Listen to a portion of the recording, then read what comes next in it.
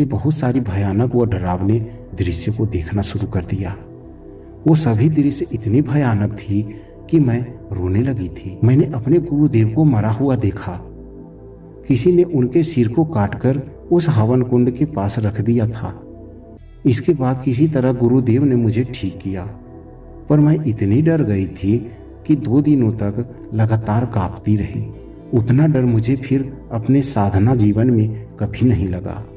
बाद में गुरुदेव ने बताया था कि उस लड़की के अंदर एक महिला तांत्रिक की आत्मा थी। अपनी तंत्र शक्ति के कारण वह आत्मा बहुत शक्तिशाली थी, इसलिए मेरे गुरुदेव को उसे लड़की के अंदर से निकालने में काफी मशक्कत करनी पड़ी थी, पर उस दिन को मैं कभी नहीं भूल सकती। इतना बताकर गुरु माँ हांडी से 3 पत्तल पर खिचड़ी निकालने लगी। रात के लगभग 9:30 बजने वाले थे। इसी बीच भव्या भी आ गई थी। जब गुरु माँ ने मेरी ओर खिचड़ी से भरा एक पत्तल आगे किया तो मैंने खाने से मना कर दिया। यह देख गुरु माँ बोली, तुमने अभी तक कुछ भी नहीं खाया है, अभी तो तुम्हें आधी रात तक यहीं रुकना है। एक चाय से कब तक चलेगा? मैंने तुम्हारे लिए ही यह भोजन बनाया है, वरना कुछ प्रसाद और फल थे, उसी से मेरा काम चल जाता। अब जब गुरु माँ इतना कह रही थी तो मैं मना कैसे करता।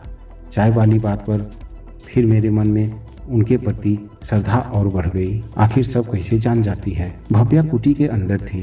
गुरु माँ ने उसे भी बुलाया। वह मेरे साथ ही आकर बैठ गई। फिर मैंने गुरु माँ की बनाई हुई खिचड़ी उनकी और भव्या के साथ मिलकर खाई। खिचड़ी काफ़ी स्वादिष्ट थी। वैसे भी पेट में भूख थी, इसलिए जल्द से मैं पूरा चट कर गया। खिचड़ी खाने के बाद भव्या कुटी के अंदर से कुछ फल लाई और मुझे भी खाने के लिए दिया। खाने पीने और कुछ साधना संबंधित बात करते करते रात के लगभग 10:30 बजने वाले थे। मेरे ऊपर प्रयोग किए गए शत्रु मारण को काटने के लिए जो तंत्र क्रिया करनी है, उसके लिए भव्या एक खाली स्थान पर तैयारी करने लगी। मैं कुटी के अंदर गुरु माँ के साथ बात करता रहा। रात का अंधेरा अपने पूरे चरम पर है। शायद कुछ ही दिनों बाद अमावस्या है, इसलिए चांद की रोशनी काफी धीमी है। वहाँ श्मशान में कई सारे पेड़ हैं, इसलिए अंधेरा कुछ ज्यादा ही दिख रहा है। मैं इस वक्त छोटी सी जलती यज्ञ कुंड के आगे बैठा हुआ हूँ। जलती यज्ञ कुंड के उस तरफ भव्या अपने तंत्र क्रिया करने में व्यस्त है। न जाने कहाँ से उसने इन सभी सामग्री को लेकर आई है। सिंदूर, चंदन, घी, चावल, लकड़ी, ये तो मैं पहचान रहा हूँ, लेकिन और भी न जाने कई प्रकार के जड़, कुछ अनजाने फूल इत्यादि भव्या के सामने रखे हुए हैं। भव्या ने अपने सामने लाल सिंदूर द्वारा देवी यंत्र बनाया है। उसके पास ही एक छोटी सी देवी छिन्नमस्ता का चित्र भी रखा हुआ है। अब भव्या ने मंत्र पढ़ते हुए तंत्र क्रिया को शुरू किया। उसके हाव भाव से वह पूरी तरह एक तांत्रिक लग रही थी। उसके मंत्रों को सुनकर ऐसा लग रहा था कि वह डाकनी मंत्र पढ़ रही थी। कुछ देर तक यज्ञ चला। उसके बाद भव्या ने उसी यज्ञ के राख में चंदन व सिंदूर मिलाकर उससे मुझे तिलक लगाने के लिए दिया। क्योंकि मैं भी तंत्र साधना से जुड़ा हुआ हूँ, इसलिए कुछ अलौकिक शक्तियों को मैं महसूस कर रहा था। तंत्र क्रिया समाप्त हुई। भव्या बोली, अब तुम्हें कोई खतरा नहीं, मैंने अपनी मंत्र को वापस ले लिया है। यह सुनकर मैं थोड़ा निश्चिंत हुआ और मैंने भव्या का धन्यवाद किया। कुछ देर बाद तंत्र की बची व अधजली सामग्री को नदी में डालने के लिए भव्या के साथ मैं भी द्वारका नदी के घाट पर पहुंचा। रात के लगभग 12:30 बजने वाले हैं। घाट पर केवल एक लाइट जल रही है। पूरे नदी को काले अंधेरे ने अपनी आगोश में ले लिया है। घाट की थोड़ी लाइट अगर नदी के पानी में ना झिलमिल करती तो ऐसा लगता मानो यहाँ कोई नदी है ही नहीं। इतनी रात वैसे भी सब कुछ सुनसान सा हो गया है। नदी में तंत्र सामग्री को डालते हुए भव्या ने मुझसे पूछा, तुमने पिशाचिनी साधना क्यों किया? मैं जानती हूँ कि यह साधना बुरे कार्य को करने के लिए ही किया जाता है। मैं कुछ नहीं बोला। उसे उत्तर में मैंने उससे सवाल किया, तुम कब इस साधना पथ पर आई? इतनी कम उम्र में तुम इतनी बड़ी देवी की साधना और इन तंत्र क्रियाओं को कैसे सीख गई? मैं घाट पर बैठ गया था और भव्या नदी के पानी से अपना मुंह हाथ धो रही थी। भव्या बोली, जैसे तुम एक साधक बन गए, पर मुझे कोई भी तंत्र क्रिया नहीं पता। तुमने जरूर कई सालों से यह सब सीखा होगा। भव्या घाट पर मेरे पास बैठते हुए बोली, 7 साल से सीख रही हूँ और आगे भी साधना के द्वारा सीखती रहूंगी। यह सुन मैं तो बहुत आश्चर्यचकित हो गया। 7 साल मतलब काफी छोटे उम्र से भव्या साधना के क्षेत्र में है। 7 साल से मतलब तब तो तुम इन सब भयानक क्रियाओं के लिए काफी छोटी थी। भव्या बोली, तब मैं 12 साल की थी जब मैं गुरु माँ से मिली। मैं पहले से ही किसी का साथ चाहती थी जिसके साथ बाहर जाकर मैं अपनी इष्ट देवी की साधना कर सकूं। मैं बोला, इसका मतलब तुम पहले से ही देवी छिन्नमस्ता की साधना करना चाहती थी, पर तुम्हें यह सब कैसे पता था कि इसी देवी की साधना करनी है? वैसे तुम किस देवी की साधिका हो? भव्या बोली, मेरे पिताजी भी देवी छिन्नमस्ता के पुजारी थे।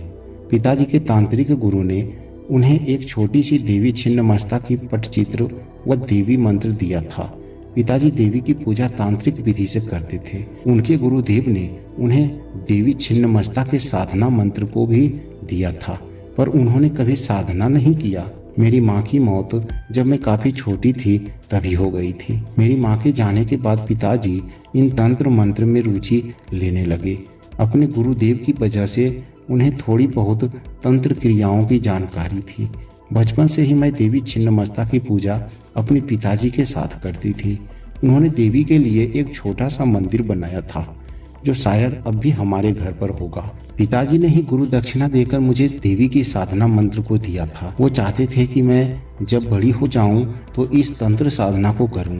तंत्र में ध्यान, कुंडलिनी क्रिया इत्यादि को कैसे करते हैं उन्होंने ही मुझे सिखाया था। वो हमेशा कहते थे कि मुझे एक दिन यह घर छोड़कर देवी की साधना करने के लिए जाना है, क्योंकि देवी छिन्नमस्ता यही चाहती है। मैं भी घर पर नहीं रहना चाहती थी।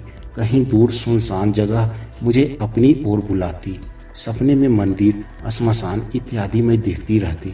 हमेशा ऐसा लगता कि कोई महिला मुझे बुला रही है, मुझे कहीं जाना है।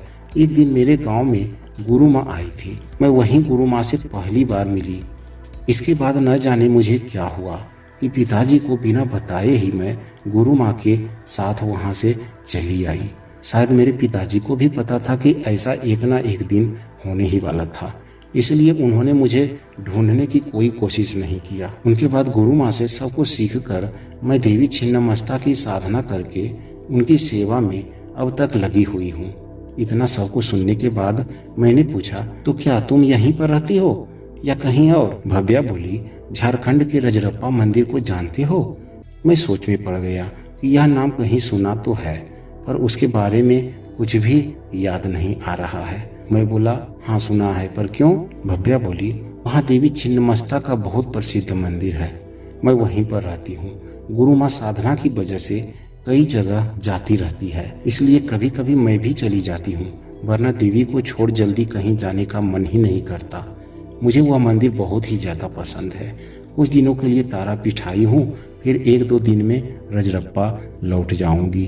बहुत रात हो गई है, अब चलना चाहिए। बोलते हुए भव्या खड़ी हो गई। मैं बोला, तुम जाओ, मैं कुछ देर और यहाँ बैठूंगा, क्योंकि यह जगह मुझे काफी पसंद है। धन्यवाद अपने मंत्र को वापस लेने के लिए। अब भव्या घाट की सीढ़ी से जाते हुए बोली, कभी रजरप्पा देवी की दर्शन के लिए आना जरूर। तुम भी तो एक साधक हो और वह जगह भी एक तंत्र सिद्ध पीठ है।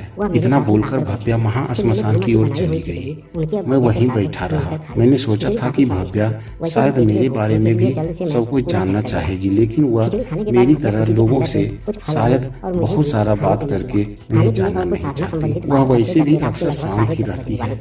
वह एक उच्च साधिका है। उसके अंदर तंत्र शक्तियों का भंडार समाया हुआ है। उसके ऊपर साक्षात देवी छिन्नमस्ता की कृपा है। मैं सोच रहा था कि ऐसे ही शायद देवी देवता अपने साधक को पहले से चुन लेते हैं। इतनी रात अपने होटल रूम में जाने का मन नहीं हुआ। इस अंधेरी रात में महाश्मशान में अपनी मंत्र शक्ति को और बढ़ाया जा सकता है। बाकी रात महाश्मशान में मंत्र ध्यान करने के बाद सुबह मैं अपने होटल रूम में सोने आ गया। बहुत ही सुकून की नींद आई। थी। शाम को एक बार फिर गुरु माँ से मिला था। उनके साथ बहुत सारी बातें भी हुई, बहुत सारी तंत्र ज्ञान की प्राप्ति हुई। इसके बाद रात को खाना खाकर मैं अपने रूम में लौट आया। आज शाम को जब मैं वहाँ स्मशान में गया तो गुरु माँ और भव्या शायद जा चुके थे। मैंने इधर उधर खोजा पर शायद वो जा चुके थे। वैसे भी भव्या ने कहा था कि 1-2 दिनों में वो दोनों यहाँ से जाने वाले हैं।